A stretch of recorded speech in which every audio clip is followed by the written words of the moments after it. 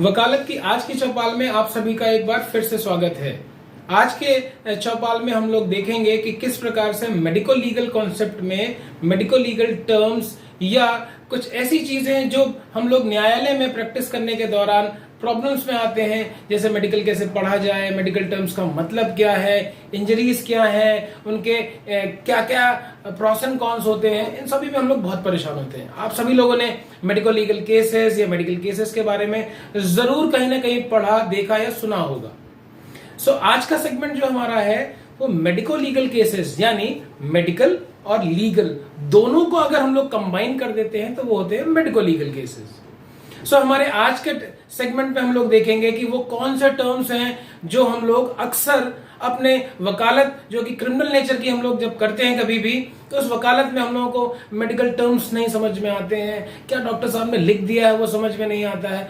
इन सभी चीजों के लिए हम लोग एक इंट्रोडक्शन स्टार्ट कर रहे हैं कि क्या है आखिर ये मेडिको लीगल केसेस, कैसे मेडिकल्स पढ़े जाएं, उन मेडिकल्स को पढ़ने के बाद किस तरह से अपना केस डेवलप किया जाए, क्योंकि एक बहुत रिलेवेंट डॉक्यूमेंट होता है, ऑनरेबल कोर्ट के लिए बहुत इंपॉर्टेंट होता है, और इसी के आधार पर केस या तो इस पक्ष पे चले जाते हैं या उस पक्ष पे चले जाते हैं। जैसा कि आज का हमारा टॉपिक है वो है इंजरी।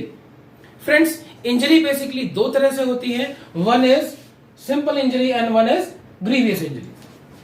सिंपल और ग्रीवियस इंजरीज भी जो होती हैं, अगर थोड़ा और डीप में हम लोग जाने का प्रयास करें वो होंगी mechanical injuries, fire arm injuries, chemical injuries, अगर हम लोग बात करें इलेक्ट्रिकल इंजरीज, अगर हम लोग बात करें लाइटनिंग इंजरीज। अनेकों तरह की हमारी जो इंजरीज हैं, इन इंजरीज में कौन से वो टर्म्स इस्तेमाल होते हैं, कौन से वो शब्द हैं जिनका मतलब हमें समझ में नहीं आता है।